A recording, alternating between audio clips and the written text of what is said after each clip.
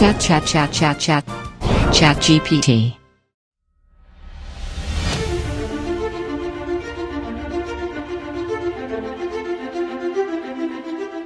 챗 GPT 등장. 문화예술의 어느 범위까지 왔나요? 야, 참, 챗 GPT의 등장, 이거 굉장히 좀 쇼킹하고 좀 혁명적인 사건이 아닐까 그렇게 생각됩니다.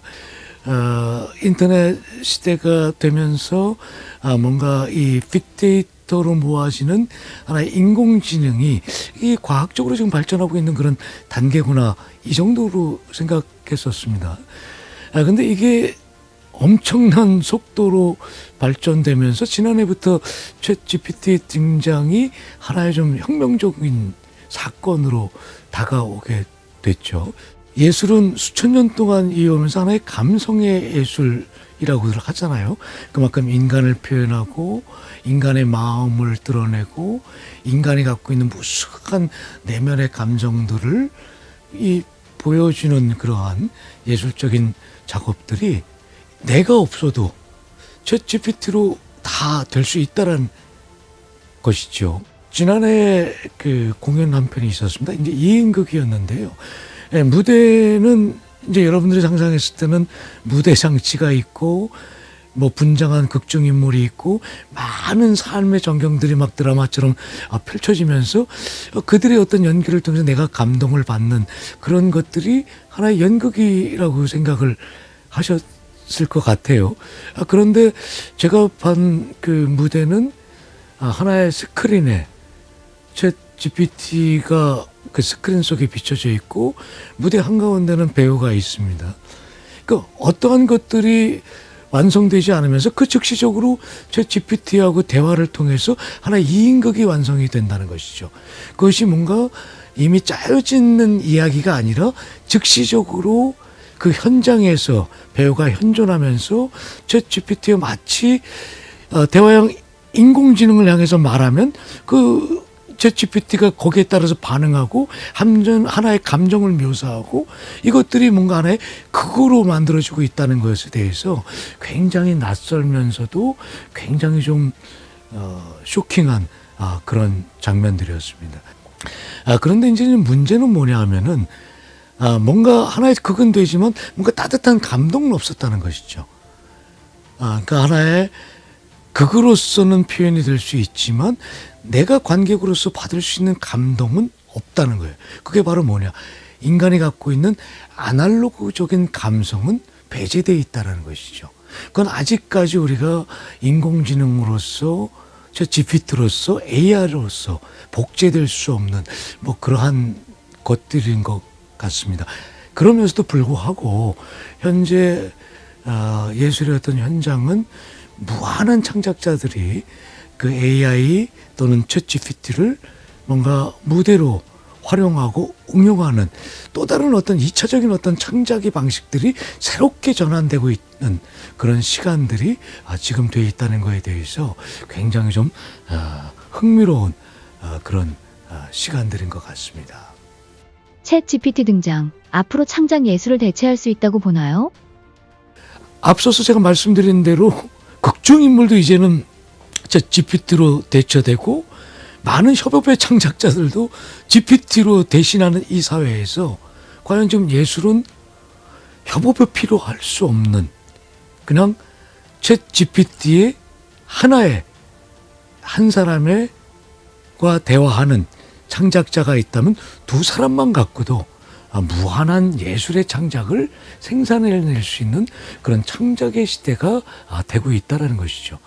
근데 제가 이제 앞서서 이제 말씀을 드렸다시피 그러한 어떠한 진보적인 발전들이 뭔가 예술의 어떤 새로운 현상들로 다가올 수는 있지만 과연 예술이라는 것은 하나의 인간 감성 또는 감정을 자극하는 것인데 과연 이런 것까지를 지금 대처할 수 있느냐라는 지점에 있어서는 그건 아직까지 좀 갈 길이 멀다라고 생각합니다. 이 두뇌는 발전될 수 있어도 마음을 적시는 것은 이 가슴과 감성의 어떤 영혼들이기 때문에 아무리 나를 닮은 로봇 또 나보다 더 현명한 챗 GPT가 있더라도 인간의 마음과 영혼까지는 뭐 표현할 수 있는 그런 단계는 아닌 것 같지만 그래도 여전히 이것이 뭔가 창작으로 재생산되고 있다라는 것, 많은 협업의 예술에서 1대1 창작의 중심으로 가고 있다는 것은 이것은 예측할 수 없는 또 다른 어떤 예술적인 어떤 창작 현상의 시간으로 지금 가고 있다는 것이죠. 챗 GPT가 그냥 뭐 단순한 재료로만 확보하는 이 수단에, 그러니까 서치하는 정도의 어떠한 기능을 넘어서 내 마음과 동일시되는 똑같은 인공지능으로서 역할을 하고 있다는 것은 굉장한 발전된 현상인데 지금까지 불과 6개월 정도까지의 과학적 진보된 현상이 이 정도인데 앞으로 1년 뒤에 이것이 뭔가 일상생활에 어플로 들어오고 생활로 들어오고 챗 GPT가 없으면 생활이 안 될 정도, 지금 스마트폰이 그렇지 않습니까? 그렇게 들어온다면 이게 또 하나의 어떠한 가족으로서 동반자로서 우리가 준비해야 되지 않느냐. 챗 GPT 등장, K문화에 미치는 영향은? 네, 요즘 우리가 K의 홍수 시대에 살고 있습니다. 그죠? K를 안 붙이면 안 될 정도로 K문화, K팝, K연극, K드라마 뭐 이렇게 되고 있죠. 사실 뭐 K영화, K무비, K드라마, 뭐 K팝은 뭐 이미 세계화 되지 않았습니까? 이미 K무비는 이미 국내를 떠나서 뭐 한류 그 이상의 세계 곳곳에 지금 포진돼 있고, K-팝은 뭐 BTS를 필두로 해서 뭐 이제는 뭐 전 세계화가 됐죠. 그만큼 전 세계는 우리의 리듬 속, 우리 K의 리듬 속에 살고 있는 그런 시대입니다. 자, 근데 한번 이렇게 좀 되돌아보면요, 챗 GPT 등장으로 이런 시간들이 좀 단축되고 있다는 겁니다. 지금 세계가 더 좋아하는 가사나 노랫말, 멜로디를 만들어줘 그러면요, 여러분 한번 해보세요. 불과 1시간도 안 돼 갖고요, 방대한 양이 쏟아집니다. 그럼 우리는 뭘 해야 될까요? 그 양을 갖고 정보를 분석하고 압축시켜서 다시 GPT한테 물어보고 그 GPT한테 물어본 것을 다시 피드백을 받아서 그것을 갖고서 실행만 하면 되는 겁니다. K 콘텐츠의 한류의 어떠한 문화의 속도가 굉장히 챗 GPT 의존도가 굉장히 지금 높아지고 있다는 것입니다. 자, 근데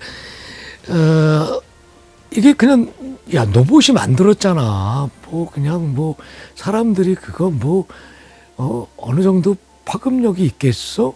라고 생각할 수 있죠. 근데요, 굉장히 놀랍습니다. 만약에 이 챗 GPT가 만들지 않은 K-팝이야 라는 걸 숨기면요, 거의 대비할 수 있는 수준까지도 되고 있다는 것이에요. 챗 GPT가 인간의 영역, 인간의 감성까지도 파고들 수 있는 엄청난 진보된 영역까지 들어왔지만, 과연 우리 예술가 창작 중심에서 바라봤을 때는 제2의 BTS까지는 만들 수 있지는 못할 것이다 라는 것이죠. 그것은 무슨 말이냐 하면요, 인간은 만들 수 없다는 것이죠. 아무리 로봇이 인간을 흉내낼 수 있고 인간의 기능을 더 확장시킬 수 있고 지능을 갖고 있는 생산적인 어떠한 그 것들을, 텍스트를 쏟아낼 수 있지만 하나의 BTS를 창출할 수 있는 것은 할 수 없다는 것이죠. 챗 GPT 등장, 인간은 어떻게 대처해야 하나요? 자, 이게 우리가 그 이전에 아날로그 방식, 뭐 넘어서 디지털 방식에서 빅데이터는 정보를 수합하는 그런 단계에서 머물러 있다면, 지금 챗 GPT가 갖고 있는 빅데이터의 AI의 등장은요, 실제 사람이 되고 있다는 것이에요.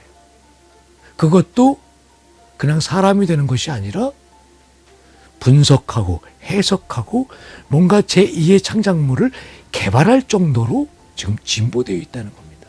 그러니까 이 정도로 상당히 지금 챗 GPT의 어떠한 진보된 발전이 우리 지금 일상을 지금 아주 위협하고 있고요.